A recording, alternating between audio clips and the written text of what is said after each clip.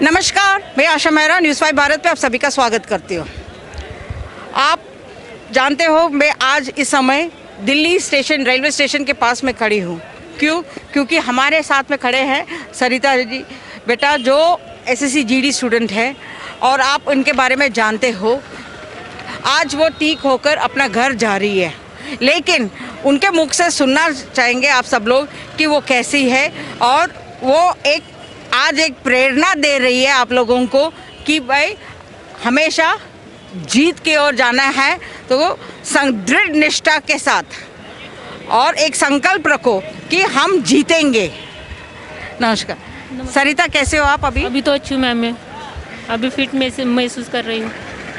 तो आप मुझे पहचाने जब मैं हॉस्पिटल आई थी मैंने आपको पहचान लिया था तभी। तो अभी आप क्या कहना चाहते हो? आपके जो स्टूडेंट्स हैं, मैं अपने स्टूडेंट को यही कहना चाहती हूँ, जितने भी घर पे जो लोग रहते हैं उनको शर्म आनी चाहिए, क्योंकि लड़कियाँ यहाँ रहते हैं लड़के वहाँ रहते हैं, तो काम कैसा होगा।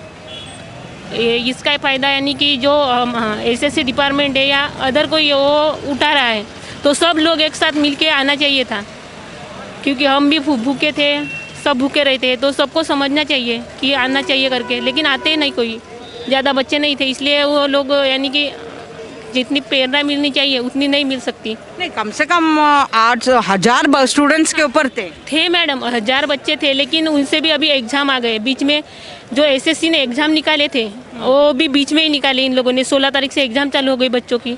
मेरा भी अभी 29 तारीख को पेपर है, तो फिर बच्चे तो घर जाएंगे ना, तो इनका ये लोग फ़ायदा उठा रहे थे कि ये कब यहाँ से जाएंगे, लेकिन शर्म आनी चाहिए सरकार को भी। अभी करेंगे तो क्या करेंगे हमको ज्वाइनिंग चाहिए बस। तो आप क्या कहना चाहेंगे? सारे स्टूडेंट्स आना चाहते हैं, बहुत गंभीर परिस्थिति है, उनके पास पैसे भी नहीं आने के लिए, वो दिहाड़ी पे काम करते हैं 100, 200, 300 दिन का। मैम आज जो बच्चे जाते हैं यहाँ से, कोई भी एक आधा बच्चा होगा कि जो टिकट निकालता है, नहीं तो उसकी खाने की स्थिति नहीं रहती। तो ये दिल्ली है, दिल्ली में कहाँ खाएंगे? वो गुरुद्वारा में मिलता है, वो तो पता ही है सबको।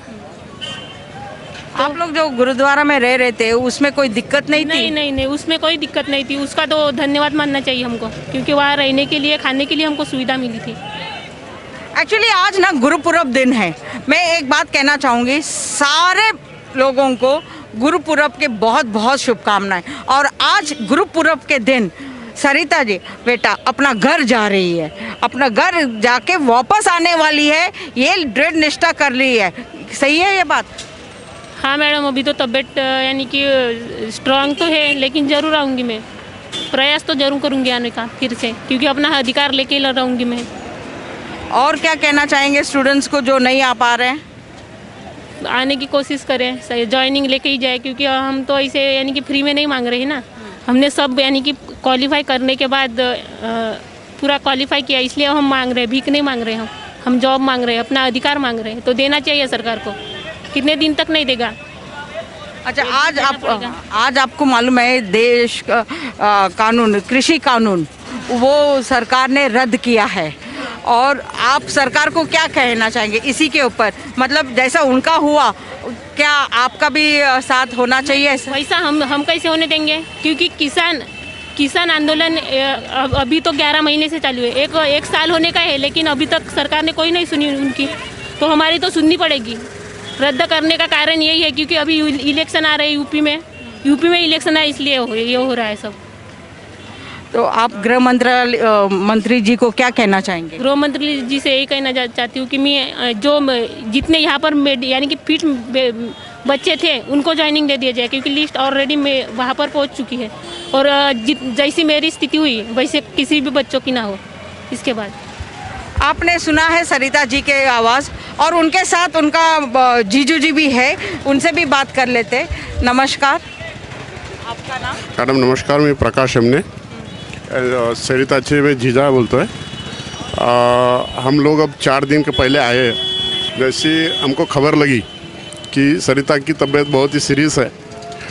एक्चुअली ये बच्चे, हम किसान हैं, खेती मजदूरी सब लोग करते हैं। हमारे बच्चे किस स्थिति में पढ़ते हैं हमको पता है, और इस स्थिति में, जिस स्थिति में हम लोग पढ़ाते हैं, उस से ऊपर उठ के जो बच्चे आज दिल्ली तक आ रहे हैं, तो हक की लड़ाई लड़ने के लिए आ रहे हैं। अब बच्चे 15 दिन से यहाँ धरना आंदोलन दे रहे हैं। सब पूरे बाहर इंडिया से स्टूडेंट आ रहे हैं। 2 साल से इनको सरकार जॉइनिंग नहीं दे रही है। इनका एक ही हक है कि इनको जॉइनिंग दी जाए। आज हमारे मोदी जी कहते हैं कि बेटी बचाओ बेटी पढ़ाओ, आज हमारी एक बच्ची निकल जाती तो उस नारे का क्या। हमको भी यही लगता है कि जिस तरह से हमारे मोदी जी बोल रहे कि सारी चीज़ें अच्छी हो, तो हम भी वही हक से लड़ रहे हैं। हमको वही हक चाहिए। तो 2 साल क्यों, इतनी देरी क्यों? उन्होंने सब एग्ज़ाम पास किए, उनके सब मेडिकल हो गए, सारी चीज़ें हो गए, तो सब होने के बाद इतनी देरी क्यों? ये हमारा सबसे सवाल है। अभी आप उनको लेके जा रहे हो तो उनको वापस आप भेजेंगे ना? बिल्कुल बिल्कुल बिल्कुल, हमारे हक की लड़ाई है, क्यों नहीं भेजेंगे। हम मजदूरी करके जब बच्चों को पाल रहे, बच्चों को पढ़ा रहे, तो इस चीज़ के लिए पढ़ा रहे। दोबारा यदि आना चाहते हो तो हम ज़रूर भेजेंगे। आपका शुभ नाम? चंदू कोरे, चंदू यादव कोरे। तो आप सब रिश्तेदार हैं इनके, सरिता जी के, वापस लेके जाए। आपने सुना सरिता जी का आवाज़, सरिता बेटा का आवाज़। सारे एसएससी जीडी स्टूडेंट्स को वो कह रही है कि आप सब लोग दिल्ली आओ, अभी नहीं आओगे तो कभी नहीं आपका काम होगा। और अब वो जा रही है घर, 1-2 दिन आराम कर दोबारा आने वाली है। और गृह मंत्री से यही रिक्वेस्ट कर रही है कि सारे बच्चे को जॉइनिंग दी जाए, ताकि वो अपना हक का जो लड़ाई लड़ रहे हैं, आज जो सड़कों पे बैठे हैं दिल्ली के सड़कों पर, सिर्फ और सिर्फ जॉइनिंग को लेकर, आज आम जनता असुरक्षित महसूस कर रहे हैं, क्योंकि देश का बॉर्डर सीमाओं पर सुरक्षित के लिए, सुरक्षा करने के लिए कोई नहीं है, कोई सेना तैनात नहीं है। तो आज ये जो स्टूडेंट्स लोग हैं, ये सेना में भर्ती होने के लिए तैयार है, अपना देश के लिए जान देने के लिए तैयार है। तो गृह मंत्री से यही रिक्वेस्ट करती हूँ जाते जाते कि इनके ज्वाइनिंग के लेटर की तरफ ध्यान दीजिए। 2018 के batch written test, physical fit, medical fit candidates को ज्वाइनिंग मिलना बहुत ज़रूरी है। जय हिंद, जय भारत। मिलते हैं हम अगले न्यूज़ वीडियो पर।